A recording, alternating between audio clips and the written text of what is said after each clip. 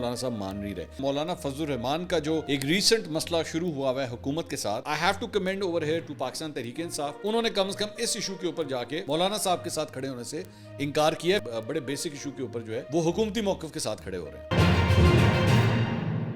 السلام علیکم ناظرین, میں ہوں منصور علی خان. اپنے ریئل چینل کے اوپر آپ کو خوش آمدید کہوں گا. ناظرین, پچھلے 12 گھنٹے میں جو خبریں ڈیولپ ہوئی ہیں اس پہ تفصیل سے بیٹھ کے بات کریں گے. خاص طور پہ ایک رپورٹ ہم آپ کے ساتھ شیئر کرنا چاہیں گے جو ہماری ٹیم نے ایک ریسرچ رپورٹ بنائی ہے. وہ اس کا تعلق ہے مولانا فضل الرحمان کا جو ایک ریسنٹ مسئلہ شروع ہوا ہے حکومت کے ساتھ اور جو شدت اختیار کرتا جا رہا ہے, اس کا بیک گراؤنڈ کیا ہے, اس کی ڈیٹیلز کیا ہیں, یہ بھی تھوڑی دیر میں آپ کے ساتھ جو ہے وہ شیئر کریں گے تاکہ آپ کو پتہ ہو کہ آخر حکومت اور مولانا فضل الرحمان آمنے سامنے کیوں آئے ہوئے ہیں اور اس سارے معاملے میں پاکستان تحریک انصاف کا موقف کیا ہے. تو یہ ریسرچ رپورٹ تھوڑی دیر میں آپ کے سامنے پیش کرتے ہیں.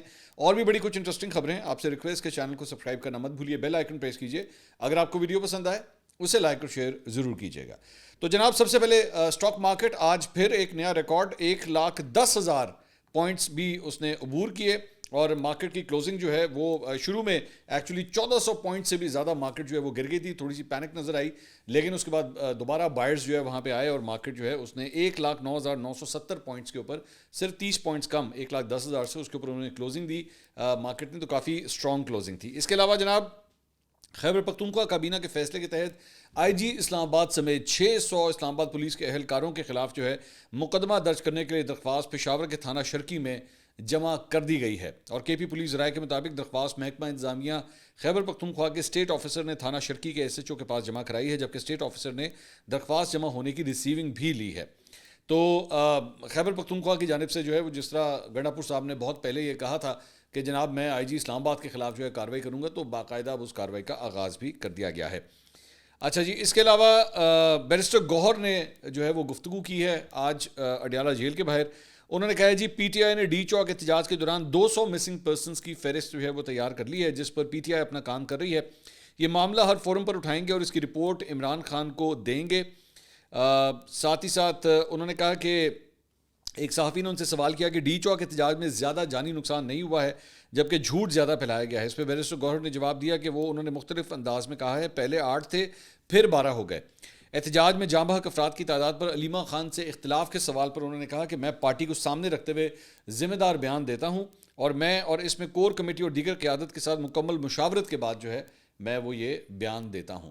تو بیرسٹر گوہر جو ہے ابھی بھی اس 12 کے فگر کے اوپر جو ہے وہ کھڑے ہیں. انہوں نے کہا کہ اس میں کسی قسم کا کوئی ڈفرینس نہیں ہے. اس کے علاوہ جناب, ایک بہت لمبا خط جو ہے وہ سلمان احمد جو پاکستان تحریک انصاف کے رہنما ہیں جو پاکستان میں نہیں ہوتے, اور وہ بشرا بی بی کے اگینسٹ جو ہے بہت سی ٹویٹس کر رہے ہیں ریسنٹلی. اب انہوں نے ایک بہت لمبا چوڑا خط جو ہے وہ بشرا بی بی کے نام لکھا ہے اور وہ بڑا ہی کرٹیکل قسم کا خط ہے, وہ میں آپ کے ساتھ شیئر کرنا چاہوں گا. لکھتے ہیں جی, بشرا بی بی کے نام ایک خط. احتجاج کی فرنٹ لائن سے اہم سوالات. پاکستان اس وقت سیاسی ہنگامہ آرائی اور وسیع انتشار کا سامنا کر رہا ہے اور سابق وزیر اعظم عمران خان کی اہلیہ بشرا بی بی پاکستان تحریک انصاف کی جدوجہد میں ایک متنازع شخصیت بن گئی ہیں. B B C, the Guardian, the Economist اور دی نیو یارک ٹائمز جیسے عالمی میڈیا اداروں کی رپورٹنگ اور بشرا بی بی کے اپنے ویڈیو پیغامات کے ذریعے ان کی فائنل مارچ میں شرکت پر کئی سوالات اٹھائے جا رہے ہیں. یہ مارچ اسلام آباد کے ڈی چوک تک کیا گیا تھا اور ان کے عوامی بیانات اور پس پردہ فیصلوں نے کئی المناک واقعات کو جنم دیا. یہ ہیں وہ اہم سوالات جو پاکستانی عوام کے دلوں میں جنم لے رہے ہیں. اب یہ سوالات آنے لگے ہیں. پہلا, ڈی چوک پر قیادت کا امتحان. بشرا بی بی نے مظاہرین سے وعدہ کیا کہ وہ ڈی چوک پر اپنے شوہر کی رہائی تک موجود رہیں گی اور اپنے عزم کا اظہار کیا. میں آپ کو کبھی نہیں چھوڑوں گی, آپ مجھ سے وعدہ کریں کہ آپ خان کے بغیر ڈی چوک نہیں چھوڑیں گے. لیکن پھر انہوں نے اس وقت کیوں پیچھے ہٹنے کا فیصلہ کیا جب صورتحال قتل عام کی طرف بڑھ رہی تھی. ان کی بہن مریم وٹو نے دعویٰ کیا کہ انہیں وزیر اعلیٰ خیبر پختونخوا علی امین گنڈا پور نے اغوا کیا, جبکہ بشرا بی بی اصرار کرتی ہیں میں آدھی رات تک ڈی چوک پر موجود تھی, میں وہاں موجود آخری شخص تھی.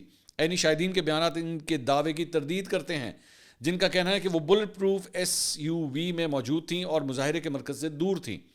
وہ جناح ایونیو میں کنٹینر پر پہنچنے کے بعد تقریباً 2:45 بجے ظاہر ہوئیں اور وزیر اعلیٰ علی امین گنڈا پور کے ساتھ پیچھے رہیں. جب کنٹینر آگے بڑھا تو بہت سے مظاہرین غلطی سے سمجھ بیٹھے کہ ان کے رہنما اس میں سوار ہیں. شام کے وقت جب کنٹینر سے کوئی آواز یا روشنی نہیں آئی تو مظاہرین کی رہنمائی میں واضح خلا محسوس ہوا. شام کے ابتدائی وقت میں مظاہرین وزیر اعلیٰ علی امین گنڈا پور کو تلاش کر رہے تھے, لیکن معلوم ہوا کہ نہ وہ اور نہ بشرا بی بی 3 بجے کے بعد کنٹینر میں موجود تھے. رپورٹس کے مطابق انہیں احتجاجی مقام سے کافی فاصلے پر کلثوم اسپتال میں دیکھا گیا, جس سے یہ اہم سوالات پیدا ہوئے. انہوں نے فرنٹ لائن سے دور رہنے کا فیصلہ کیوں کیا؟ بشرا بی بی یہ کیسے دعویٰ کر سکتی ہیں کہ وہ ڈی چوک پر بھی موجود تھیں اور سینٹورس میں بھی, جبکہ وہ کہتی ہیں کہ وہ آدھی رات تک ڈی چوک میں اکیلی تھیں؟ نمبر 2, اسلام آباد کا سانحہ. ذمہ داری کس کی؟ یہ احتجاج army chief general Asim Munir کے مظاہرین پر پرتشدد کریک ڈاؤن کے بعد باعث المناک اموات اور شدید زخمیوں پر ختم ہوا. اسلام آباد میں ہونے والے خونریزی کے اس واقعے کی ذمہ داری کس پر عائد ہوتی ہے؟ ایک غیر رسمی رہنما کے طور پر کیا بشرا بی بی نے ان خطرات پر غور کیا جو ان کے فیصلوں نے ہزاروں غیر مسلح مظاہرین کو ریاستی جبر کا سامنا کرنے پر مجبور کیا؟ اچھا, آپ اس میں ایک بڑی ٹیکنیکلٹی ہے, وہ میں بعد میں پہلے آپ کو سنا دوں, پھر اس کے بعد میں آپ کو بتاتا ہوں. آگے کہتے ہیں نمبر 3, پیچھے ہٹنے کا مسئلہ. ویڈیو شواہد میں بشرا بی بی کو وزیر اعلیٰ علی امین گنڈا پور کے ساتھ ایس یو وی میں ڈی چوک چھوڑتے ہوئے دیکھا گیا, جبکہ مظاہرین ان سے رکنے کی درخواست کر رہے تھے. انہوں نے اس وقت کیوں راہ فرار اختیار کی جب ہزاروں عمران خان کے حامی خطرات کے باوجود ثابت قدم کھڑے تھے؟ ان کے پیچھے ہٹنے کو خطرات کا نتیجہ قرار دینا ان مظاہرین کے سامنے بے معنی ہو جاتا ہے جنہوں نے اس سے کہیں بڑے خطرات کا سامنا کیا. وہ اس فیصلے کا جواز کیسے پیش کریں گی؟ نمبر 4, متضاد بیانات. بشرا بی بی نے دعویٰ کیا کہ ان پر گولیاں چلائی گئیں, لیکن اس دعوے کی حمایت میں کوئی ٹھوس ثبوت پیش نہیں کیا گیا. کیا اس بات کی تصدیق کے لیے کوئی CCTV فوٹیج موجود ہے؟ گنڈا پور کے ذریعے اغوا کے الزامات مزید پیچیدگی پیدا کر رہے ہیں. نمبر 5, وعدے پورے نہ ہونے کی جواب دہی. بشرا بی بی کے جذباتی وعدے مظاہرین کو کبھی نہ چھوڑنے کے ان کے اپنے اقدامات کی وجہ سے سوالات کی زد میں آ گئے ہیں. عوام کے اعتماد کے کمزور ہونے کے تناظر میں وہ ان تنازعات کو کیسے درست کریں گی؟ وہ تقریباً 10 دن سے خاموش کیوں ہیں؟ انہوں نے 24 اکتوبر کو اپنے شوہر اور سابق وزیر اعظم عمران خان کی ضمانت کے بعد ان سے رابطہ کیوں نہیں کیا؟ حقائق سامنے لانے کی اپیل عمران خان کے روحانی جمہوریت کے نظریے کی بنیاد انصاف, مساوات اور اتحاد, سچائی کے بغیر نہیں رکھی جا سکتی. کرپشن, بد انتظامی اور خیانت کو چیلنج کرنا ضروری ہے, چاہے اس کے لیے اقتدار میں موجود لوگوں کی دیانتداری پر سوال اٹھانا پڑے. یہ سچائی کے لیے ایک واضح اپیل ہے. بشرا بی بی, قوم آپ کے جواب کا انتظار کر رہی ہے. اتنا کرٹیکل اور اتنا سوالات سے بھرپور جو لیٹر سلمان احمد صاحب نے بشرا بی بی کے نام لکھا ہے, اس میں ایک ٹیکنیکل پرابلم ہے. وہ ٹیکنیکل پرابلم یہ ہے کہ یہی سارے سوال علی امین گنڈا پور سے کیوں نہیں پوچھے جا رہے؟ بشرا بی بی سے آپ پوچھ رہے ہیں کہ بشرا بی بی آگے نہیں گئیں, بشرا بی بی پیچھے کیوں تھیں, کنٹینر میں کیوں نہیں تھیں. 2 لوگ ایکچولی اس پورے احتجاج کو لیڈ کر رہے تھے, جس میں بشرا بی بی اور علی امین گنڈا پور دونوں تھے. گنڈا پور صاحب سے آپ سوال کیوں نہیں کر رہے ہیں؟ آپ یہ سوال بشرا بی بی سے کر رہے ہیں کہ جناب آپ اتنے لوگوں کو وہاں پہ کیوں لے کے گئیں, اور اس کے بعد لوگ جو ہیں اس کے اندر جام بحق ہوئے اور آپ اس کی ذمہ دار ہیں, آپ کہیں پہ نظر ہیں. بشرا بی بی اور علی امین گنڈا پور تو دونوں ہی ذمہ دار ہیں, سارے لے کر گئے تھے, غائب ہوئے, دونوں کٹھے غائب ہوئے, نہیں ٹریس ہو رہے تھے, دونوں کٹھے نہیں ٹریس ہو رہے تھے. آپ کے سارے سوالات بشرا بی بی سے کیوں ہیں؟ میں یہ نہیں کہہ رہا سوالات غلط ہیں, سوالات بالکل ٹھیک ہیں, میں اس پہ کوئی اعتراض نہیں کر رہا. میرا صرف سوال یہ ہے کہ دونوں لوگوں میں سوال کریں. علی امین گنڈا پور کو بیچ میں سے آپ کس طرح نکال سکتے ہیں؟ اچھا, لیکن پرابلم یہ ہے کہ علی امین گنڈا پور کے اوپر جب آپ سوال اٹھاتے ہیں تو علی امین گنڈا پور اگر اس وقت پاکستان تحریک انصاف کے CM ہیں تو عمران خان کی اجازت کے بغیر تو نہیں ہے. تو اور ساتھ ہی ساتھ بشرا بی بی کے حوالے سے جو آپ سوال کر رہے ہیں, ان کے حوالے سے بھی عمران خان صاحب نے جو صحافیوں سے گفتگو کی, انہوں نے تو کوئی کمپلینٹ نہیں کی کہ یہ کہاں تھیں یا کیوں تھیں یا یہاں تھیں یا وہاں تھیں. اور انہوں نے کہا کہ جو کچھ بھی بشرا بی بی نے کیا ہے میرے کہنے کے اوپر کیا. تو جو لیڈر ہے عمران خان, وہ تو کچھ نہیں کہہ رہے. یہ اور اگر آپ نے اتنا ہی کرٹیکل ہونا ہے تو ڈائریکٹلی یہ انہوں نے کہا بشرا بی بی نے A سے لے کے Z تک جو کچھ کیا ہے, لوگوں کو وہاں لے کے جانا یا وہاں پہ نہ ہونا یا وہاں سے چلے جانا, جو کچھ بھی کیا بالکل ٹھیک کیا. عمران خان صاحب اس کو سپورٹ کرتے ہیں.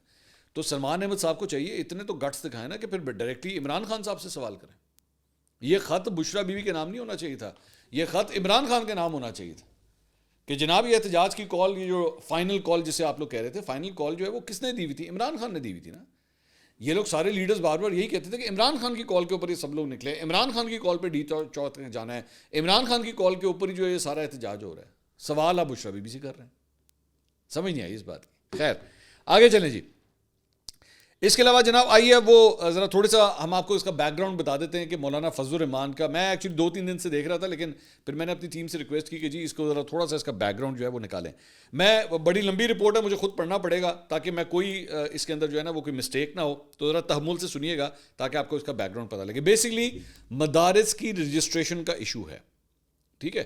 لیکن اس کا جب تک آپ بیک گراؤنڈ نہیں سمجھیں گے آپ کو بات کی سمجھ نہیں آئے گی. ہوا یہ ہے کہ ہمارے ہاں جو ہے وہ بیسکلی دینی مدارس جو ہیں وہ سوسائٹی ایکٹ کے تحت جو ہے رجسٹرڈ ہوتے رہے ہیں، جو وزارت صنعت کے ماتحت آتی ہے. یعنی ہزاروں دینی مدارس کا پورا نظام جو ہے وہ وزارت صنعت و تجارت کے تحت جو ہے وہ آتا ہے. دینی مدارس بنیادی طور پر دین کی تعلیم دینے والے ادارے ہیں. ان کے لیے وزارت تعلیم یا وزارت مذہبی امور کے تحت انتظام ہونا چاہیے. وزارت صنعت کی کیا تک بنتی ہے، لیکن یہ پہلے سے اسی طرح ہی ہوتا آیا ہے. سوسائٹی ایکٹ کے تحت رفاہی خیراتی ادارے رجسٹر ہوتے ہیں. مدارس کا موقف ہے کہ ہم بھی چونکہ ویلفیئر کا کام کرتے ہیں، اس لیے ہمیں سوسائٹی ایکٹ کے تحت جو ہے ہمیں رجسٹر کیا جائے اور ہمیں وہاں سے آنا چاہیے. دینی مدارس کے بورڈز، اب یہ ان کے بورڈز بنے ہوئے مختلف دینی مدارس کے، اور مسلک کے بنیاد کے اوپر بیسکلی یہ بورڈز جو ہیں وہ کافی حد تک بنے ہوئے ہیں. 5 بڑی تنظیمیں ہیں ان دینی مدارس کی. ان میں سے ایک وفاق المدارس العربیہ پاکستان، یا عام زبان میں وفاق المدارس جو ہے وہ کہلایا جاتا ہے، اور دیوبندی مدارس جو ہے وہ اس بورڈ سے منسلک ہیں. مولانا حنیف جالندری اس کے روح رواں ہیں اور ناظم اعلیٰ ہیں. آج کل مفتی تقی عثمانی صاحب اس کے صدر ہیں، اور مولانا فضل الرحمان صاحب ہمیشہ وفاق المدارس کو بھرپور انداز میں جو ہے وہ اپنی سپورٹ فراہم کرتے رہے ہیں، اور وفاق کے مدارس اور ان کے طلبہ جو ہیں مولانا کے دست و بازو کنسیڈر کیے جاتے ہیں. دوسری جو بڑی اہم تنظیم ہے وہ تنظیم المدارس اہل سنت ہے، جس کے بریلوی مدارس منسلک ہیں، اور مفتی منیب الرحمان صاحب جو ہیں وہ اس کے صدر ہیں. تو یہ 2 بورڈز جو ہیں ہم نے آپ کو بتا دیے. اس کے بعد تیسری تنظیم جو ہے وہ اہل حدیث یا سلفی مدارس کی تنظیم ہے. وفاق المدارس السلفیہ کے نام سے ہے، اور پروفیسر ساجد میر صاحب جو ہیں وہ اس کے صدر ہیں. چوتھا جو ہے وہ چوتھی ان مدارس کی ایک تنظیم ہے جن کا تعلق جماعت اسلامی سے ہے. ان کی تنظیم رابطۃ المدارس الاسلامیہ، اور مولانا عبد المالک جو ہے وہ اس کے صدر ہیں. وفاق المدارس الشیعہ الپاکستان کے ساتھ جو ہے وہ شیعہ مدارس جو ہیں اس کے ساتھ منسلک ہے. تو یہ 5 مختلف تنظیمیں ہیں جن کے ساتھ مختلف مدارس جو ہیں وہ اٹیچڈ ہیں. ان 5 تنظیموں کو بیسکلی مدارس کا بورڈ جو ہے وہ کہا جا سکتا ہے. یہ اپنے ساتھ منسلک بے شمار مدارس کے طلبہ کے امتحان لیتے ہیں. یہ 5 تنظیمیں اتحاد تنظیمات مدارس پاکستان کے پلیٹ فارم سے اکٹھی ہو کر اپنے مسائل وغیرہ جو ہے وہ پیش کرتی ہیں. اچھا، مدارس رجسٹریشن بل 2019، یہاں سے بیسکلی ایک ایشو سٹارٹ ہوتا ہے. یہ ٹائم ہے عمران خان صاحب کے دور کا، پی ٹی آئی کی حکومت ہے. تو وہاں پہ جب وہ وزیر اعظم تھے تو ان سے یہ جو اتحاد تنظیمات المدارس، یہ جس میں یہ 5 تنظیمیں جس کے انڈر آتی ہیں، ان کے ساتھ اس وقت کی گورنمنٹ نے، عمران خان صاحب کی گورنمنٹ نے مذاکرات کیے، اور انہوں نے آپس میں جو ہے ان مذاکرات کے بعد یہ ڈیسائیڈ کیا کہ ان مدارس کو اب سے وفاقی وزارت تعلیم و پیشہ ورانہ تربیت کے تحت جو ہے وہ رجسٹر کیا جائے گا. پہلے مطلب سوسائٹیز کے انڈر جو ہے وہ آتا تھا یا تجارت کے انڈر آتا تھا. اب جو ہے انہوں نے کہا کہ جی اس کو وزارت تعلیم کے انڈر جو ہے وہ لایا جائے ان مدارس کو بھی، تاکہ جو دینی تعلیم دینے والے ادارے ہیں وہ بھی وزارت تعلیم سے اٹیچڈ ہوں. تو مدارس کی شکایت یہ تھی کہ انہیں مختلف محکموں کی جانب سے ہراساں کیا جاتا ہے، اس لیے انہوں نے مطالبہ کیا کہ انہیں کسی ایک ہی وزارت سے جو ہے وہ ڈیل کروایا جائے. معاہدے کے تحت وہ مدارس اور جامعات جو وفاقی وزارت تعلیم کے تحت رجسٹرڈ نہیں ہوں گے، وفاقی حکومت انہیں بند کرنے کی مجاز ہوگی. اسی وزارت کے تحت تمام رجسٹرڈ مدارس کو شیڈیول بینکوں میں اکاؤنٹس کھولنے کے لیے وفاقی وزارت تعلیم جو ہے وہ معاملت فراہم کرے گی، اور اس سے پہلے جو ہے ان مدارس کو اکاؤنٹس کھولنے کے والے سے پرابلم کا سامنا کرنا پڑتا تھا. بیسکلی جو تھوڑا سا ایک اور اس میں بیک گراؤنڈ ہے وہ یہ ہے کہ یہ سارا کچھ جو ہو رہا تھا ان مدارس کو بیسکلی رجسٹر کرنے کی بہت بڑی وجہ تھی، وہ تھی فیٹف. کیونکہ فیٹف میں جو ہے وہ پاکستان گرے لسٹ کے اندر موجود تھا، اور ان کے اوپر الزام جو پاکستان کے اوپر لگتا تھا وہ یہ تھا کہ جناب تاڑی اکاؤنٹ سے ہی کچھ پتہ نہیں لگتا، آپ کی کتابوں کا کچھ پتہ نہیں لگتا، پیسہ کون سے کہاں جا رہا ہے کچھ سمجھ نہیں آتی تھی. اور فیٹف کا ایک بہت بڑا مقصد جو تھا وہ انلیگل جو پیسے ٹریڈ ہوتے تھے یا منی لانڈرنگ ہوتے تھے یا ہنڈی کے ذریعے بلیک منی جو ہے وہ ادھر سے ادھر ہوتا تھا، اس میں سے بہت سا الزام یہ لگتا تھا کہ پاکستان کے کئی ایسے مدارس ہیں جن کے اندر یہ پیسہ جاتا ہے، اور الزامات یہ تھے کہ جی وہ پیسہ جو ہے وہ ٹیرر فائنینسنگ کے اندر بھی استعمال ہوتا ہے. اب یہ کہانی بڑی لمبی ہے، میں اگر شروع ہو جاؤں پچھلے 20-25 سال میں بہت سے ایسے مدارس ہیں جن کو بلیک لسٹ کیا گیا، پن پوائنٹ کیا گیا کہ یہاں سے چند ایسے عناصر نکلے ہیں جو دہشت گردی کے جو ہے وہ اس میں انڈر آتے ہیں یا ریڈار کے انڈر آتے تھے. تو اس لیے سب سے پہلا جو دہشت گردی کو ختم کرنے کے لیے طریقہ کار ہوتا ہے وہ یہ ہوتا ہے کہ ان کی فنڈنگ کہاں سے ہو رہی ہے. تو اس کو ٹریس کرنے کے لیے ضروری یہ تھا کہ سب سے پہلے تو ان مدارس کو رجسٹر کیا جائے. ہمارے یہاں پہ رجسٹریشن کا کوئی صحیح طریقہ موجود ہی نہیں تھا. تو 2019 میں، اور یہ کریڈٹ دینا پڑے گا پاکستان تحریک انصاف کو اور عمران خان صاحب کو، کہ ان کی حکومت کے انڈر فیٹف میں اس گرے لسٹ میں سے نکلنے کے لیے جو ہے وہ یہ سارے اقدامات کیے گئے, ان سے معاہدہ بھی کیا گیا, یہ سب کچھ کیا گیا. یہ جو مدارس رجسٹریشن بل تھا, اس پہ 5 تنظیموں کے ذمہ داران یعنی کہ مفتی تقی عثمانی صاحب, مولانا حنیف جالندری, پروفیسر ساجد میر, مفتی منیب الرحمان, مولانا عبد المالک, سب نے جو ہے اس کے اوپر دستخط کیا, اور یہ دستخط جو ہیں یہ معاہدہ تقریباً 5 سال پرانا ہے. اب حالیہ تنازع جو ہے وہ بیسکلی کیا ہے؟ ہوا کچھ یوں ہے کہ مولانا فضل الرحمان نے 26ویں آئینی ترمیم پر حکومتی معاونت کی اور اسے منظور کرانے میں مدد کی, تو انہوں نے اپنے روایتی مدارس اور دینی طلبہ کی جو آڈینس کو مطمئن کرنے کے لیے ترمیم کے ساتھ جو ہے دینی مدارس رجسٹریشن کا ایک بل بھی منظور کروایا. یہ ہو چکا ہے منظور آلریڈی, ٹھیک ہے, یعنی کہ اسمبلی سے منظور ہو چکا ہے. اس کی مکمل تفصیلات ابھی تک ویسے سامنے نہیں آئی ہیں, لیکن اور یہ بھی سمجھ نہیں آ رہی کہ آخر اسے اتنا خفیہ کیوں رکھا گیا ہے. بہرحال اس میں ایک بہت بڑی بنیادی قسم کی جو شک ہے وہ یہ ہے کہ دینی مدارس اب وزارت تعلیم کے بجائے پھر سے وزارت صنعت و پیداوار کے تحت جو ہے وہ رجسٹر کیے جائیں, پرانے طریقہ کار کے تحت. اچھا, اب یہ بل جو ہے وہ سینٹ اور قومی اسمبلی سے جو ہے وہ ترمیم کے ساتھ اسی دن منظور ہو گیا تھا, لیکن آصف علی زرداری صاحب نے اس کے اوپر سگنیچر کرنے سے انکار کر دیا اور اس بل کو جو ہے واپس بھیج دیا گیا.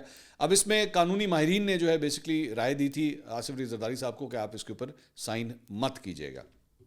اب مولانا صاحب کا یہ جو بل ہے جس میں وہ محکمہ جو وزارت تعلیم سے واپس وزارت صنعت کی طرف جو ہے وہ جانا چاہتے ہیں, اس پہ پرابلم کیا ہے کہ جی وزارت صنعت کے تحت بیسکلی بھیجنے کی منطق کیا ہے. مولانا کے ایک مخالف نے ان پر یہ بھی کہا کہ بے شک مولانا کے لیے مدارس انڈسٹری کی حیثیت رکھتے ہوں, لیکن انہیں یہاں سے فوائد ملتے ہیں, مگر بہرحال یہاں تعلیم دی جاتی ہے اور یہ انڈسٹری نہیں ہے. مطلب مولانا صاحب کے بارے میں اکثر یہ جو ان کے جو مخالفین ہیں وہ الزام لگاتے ہیں کہ جناب انہوں نے پالیٹکس کرنی ہو, احتجاج کرنا ہو, دھرنا دینا ہو, کچھ کرنا ہو, یہیں کے مدارس کے بچوں کو جو ہے یہ نکال کے اپنے لیے استعمال کرتے ہیں. لیکن ایکچولی یہ مدارس ہیں, ان کا کام تعلیم دینا ہونا چاہیے, ان کا کام سیاسی مقاصد یا اور چیزیں نہیں ہونا چاہیے. دوسرا اعتراض جس کے حوالے سے مولانا صاحب کے بعض حامی اور خیرخواہ بھی شامل ہیں, ان کا کہنا ہے کہ سوسائٹی ایکٹ کے تحت مدارس کی رجسٹریشن ایک پیچیدہ اور مشکل معاملہ ہے. پہلے بھی مدارس کو بہت مشکلات کا سامنا کرنا پڑتا تھا کیونکہ اس سوسائٹی ایکٹ کا ایک خاص طریقہ کار اور شرائط اور پابندیاں ہیں جس کی زد میں مدارس بھی آتے ہیں اور پھر شکایات ہوتی ہیں. ان لوگوں کا خیال ہے کہ مولانا اسے اپنی سیاسی کامیابی تصور کریں, مگر در حقیقت وہ مدارس کی مشکلات بڑھا رہے ہیں واپس اس سسٹم کے اندر جانے سے. ایکچولی وزارت تعلیم کے انڈر اگر یہ جو سسٹم آلریڈی چل رہا ہے وہ بالکل درست ہے. تیسرا اعتراض جو کافی وزنی ہے اور اہم ہے وہ یہ ہے کہ وزارت تعلیم کے تحت مدارس کے کئی نئے بورڈز بھی آلریڈی اب رجسٹر ہو چکے ہیں, خاص کر مجمع العلوم الاسلامیہ پاکستان جو جامعۃ الرشید کا ہے. 18,500 مدارس اور 22 لاکھ طلبہ جو ہیں وہ آلریڈی اس سے منسلک ہیں.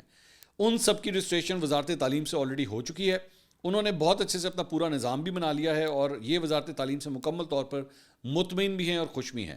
یہ کسی بھی صورت دوبارہ سے وزارت صنعت کے تحت جانے کو تیار نہیں ہے اور ان کا مطالبہ ہے کہ اگر وفاق المدارس والے کہیں اور جانا چاہتے ہیں تو وہ جائیں, مگر ہم وزارت تعلیم کے تحت ہی اپنا کام جاری رکھنا چاہتے ہیں. اب مسئلہ یہ ہے کہ مولانا صاحب جو ہیں وہ آلریڈی یہ اناؤنسمنٹس کر چکے ہیں کہ جی اگر میری بات نہ مانی گئی تو پھر میں بھی اسلام آباد احتجاج کی اور دھرنے کی کال جو ہے میں دے دوں گا. اب یہ وہ ایشو ہے جس کی وجہ سے آج ایک پوری کانفرنس بھی منعقد کی گئی. عطا اللہ تارڑ بھی اس کے اندر موجود تھے اور ان کے ساتھ مولانا طاہر اشرفی اور دیگر افراد بھی موجود تھے اور وہ اس سسٹم کے حق میں جو ہے وہ بیانات دے رہے تھے. بلاول بھٹو بھی جا کے آلریڈی مولانا صاحب سے مل چکے ہیں, دیگر لوگ بھی جو ہے وہ مولانا صاحب کو منانے کی کوشش کر رہے ہیں, لیکن فی الحال مولانا صاحب مان نہیں رہے. مسئلہ یہی ہے کہ پاکستان کو اگر اپنے آپ کو فیٹف یا انٹرنیشنلی ان تمام چیزوں سے اپنے آپ کو کلیئر رکھنا ہے, کسی پابندی سے اپنے آپ کو کلیئر رکھنا ہے, تو آپ کو اس سسٹم کو فالو کرنا پڑے گا. اب مولانا صاحب کی عادتیں بھی بہت پرانی پڑی ہوئی ہیں, جب کوئی چیک اینڈ بیلنس نہیں تھا, کوئی مسئلہ نہیں تھا, کون سا پیسہ کہاں آ رہا ہے, کدھر جا رہا ہے. بہت سے ایسے مدارس ہیں جن کے اوپر بہت سی انگلیاں اٹھ چکی ہیں ماضی کے اندر. یہ ایشو ہے جو آپس میں بیسکلی پھنسا ہوا ہے. لیکن I have to command over here to Pakistan Tehreek Insaf کہ میں بیرسٹر گوہر کی گفتگو آج کی میں سن رہا تھا تو انہوں نے یہ کہا کہ جناب بالکل وزارت تعلیم کے انڈر ہی ہونا چاہیے. عمران خان صاحب نے جو معاہدہ جس طرح کیا تھا وہی نظام جو ہے بالکل درست ہے. انہوں نے کم از کم اس ایشو کے اوپر جا کے مولانا صاحب کے ساتھ کھڑے ہونے سے انکار کیا ہے. فی الحال آگے چل کے کچھ پتہ نہیں ہوتا, یہ سیاست ہے, کچھ پتہ نہیں کہ وہ کنی کی طرح آ جائیں, لیکن فی الحال جو ہے وہ ایک بڑے بیسک ایشو کے اوپر جو ہے وہ حکومتی موقف کے ساتھ کھڑے ہو رہے ہیں. یہ ایک اچھا پوائنٹ آف ویو ہے. دوسرا بشار الاسد جو شام کے وہ جو حکمران جن کو پتہ نہیں لگ رہا تھا, اور پچھلے ویلاگ میں ہم نے اس سے بات بھی کی تھی کہ جی ان کا جہاز جو ہے وہ ٹریس نہیں ہو رہا تھا, تو اب یہ اپڈیٹس آئی ہیں کہ وہ اب روس میں اپنی فیملی کے ہمراہ وہاں پہ پہنچ چکے ہیں اور وہاں پہ انہوں نے پناہ لے لی ہے. روس نے جو ہے ان کو یہ پناہ دے دی ہے. تو میں نے سوچا یہ بھی جو ہے وہ آپ کو اپڈیٹ کر دیں. انشاءاللہ اگلی ویڈیو میں آپ سے دوبارہ ملاقات ہوگی. اللہ حافظ.